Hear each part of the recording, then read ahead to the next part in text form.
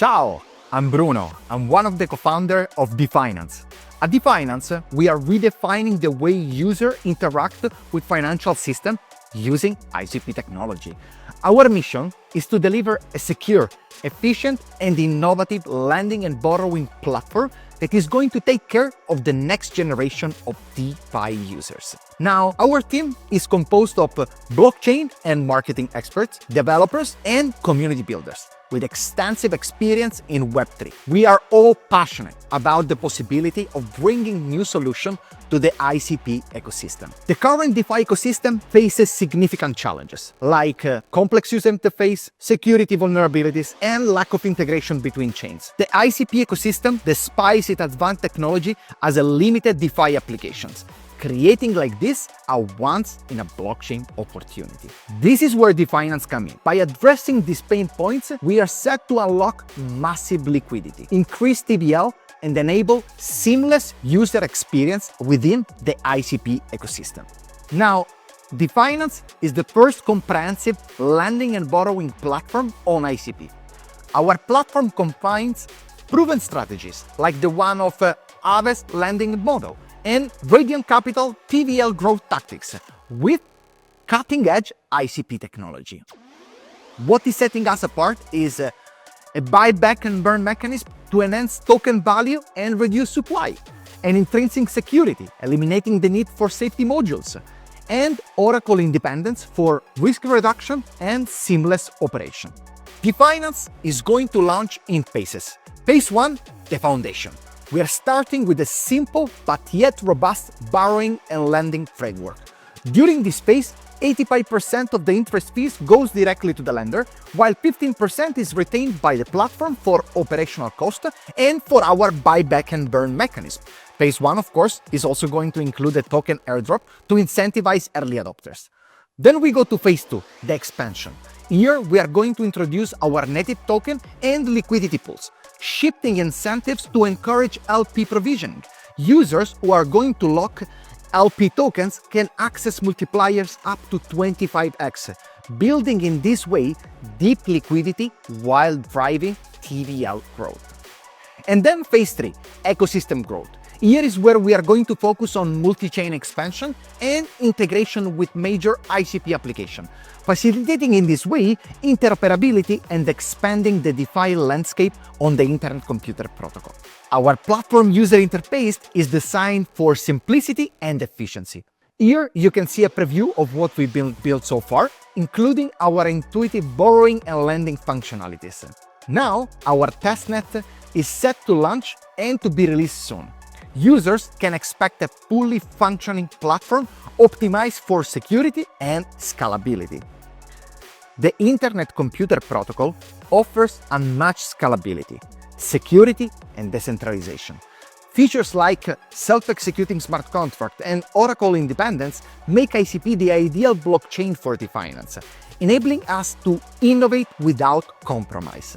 Hi everyone, today I will walk you through the front-end and back-end and directory structures and explain their roles within a project. So let's first move on to the front-end one. So it's inside of the DFinance front-end directory and inside of the SRC directory, which is our main code, where our main code base is. And SRC directory contains components, pages, redux, state management, and routes and other directories as well. Inside of the components, we have directories like common, custom hooks, dashboard, home, layout, etc. And inside of the common, we have all the share components such as button, circular progress bar, ellipse, demo button, line graph, loading, etc. Inside of our custom hooks, we have our hooks such as use page balance, use page conversion rate, use format number, use real-time conversion rate, and more. Here we are calling our backend functions. For example, here we are calling using the ledger actor of ICRCR1, and inside of the use page conversion rate, we are calling the backend function, that is get cache exchange rate. So that was about the custom hooks. And inside of the dashboard, we have dashboard specific components, just asset details, asset context, create dashboard, etc. For example, inside of the MySupply, we have a dashboard code. That is this one. This is the code for the dashboard one. Dashboard pop-up also contains the pop-up related components for specific to dashboard. So that was about the dashboard directory of component. Similarly, inside of the faucet, we have faucet related components such as faucet details, faucet payment, faucet pop-up. Similarly, inside of the home, we all have all of the home related components. Here we have header, footer, navbar, all of the layout related components. Liquidated have the liquidated related components. With this tech component as well. That was about the components. Now let's move on to the page directory. Page directory contains the all of the pages such as dashboard, faucet, home. For example, here our home component. You have navbar here, hero section, and other code as well. For our home, here we have the market component as well, which we have for our market page, which is this one.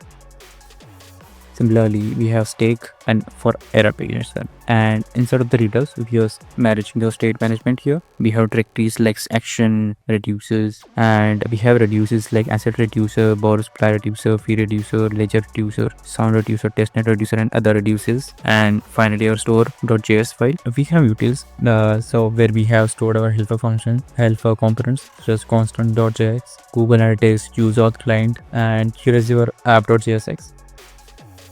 And our main entry point, that is main.jsx.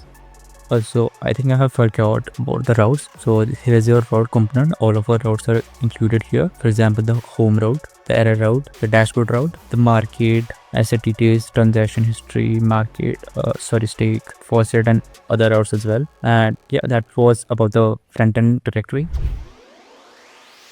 Now let's move to the backend code base. It's inside of the DFinance backend directory and inside of the SRC directory. And inside of SRC, we have directories like API, constants, declaration, etc. And let's start with the leap.rs. So basically, leap.rs file serves as the entry point of a backend, and whatever the functions that are getting called in the front end are getting called from this file, such as creation call, supply, and get reserve data, borrow, etc. Let's move to the API directory, and it contains files like function.rs, mode.rs, statehandler.rs, and basically function.rs handles core operations like transferring amounts and retrieving balances, such as this function as a transfer from get balance function. Instead of state handlers, this file is responsible for managing state related operations. Let's move on to the constant directory. We have files like asset.rs, asset.data.rs, errors.rs,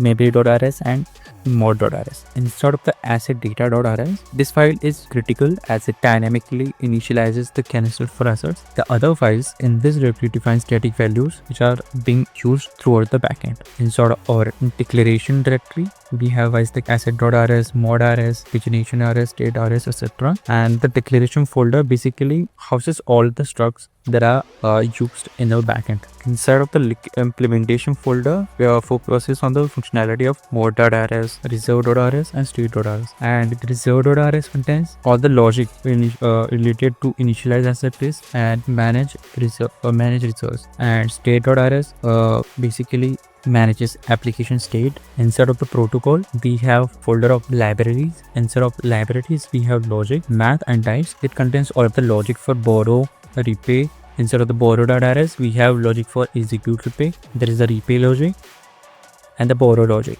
The interest rate logic inside of the interest rate.rs. Liquidation logic is here as well. Reserve logic, supply logic, which also contains the withdraw logic and supply logic. And all of the validation of our backend is inside of the validation.rs. And inside of the mat directory, we have files like calculate.rs, matcookies.rs, mod.rs, %mass.rs. And basically it contains all of the mathematical functions such as health factor, LTV, average liquidation threshold, linear and compound interest, and other formulas critical for financial computations. And these are contained inside of the man directory. And inside of the type directory, it defines struct for user data. It defines struct for the user data and other core types to support the backend logic effectively.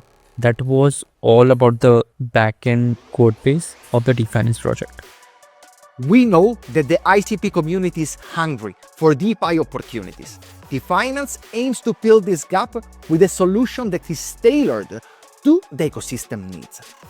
We are happy to bring DeFinance to life, and we want to invite you all to join us on this transformative journey. Follow us on our social media, engage with our community, and be part of the DeFi revolution on ICP. Let's unlock the future of decentralized finance together. Stay tuned for more updates. Ciao!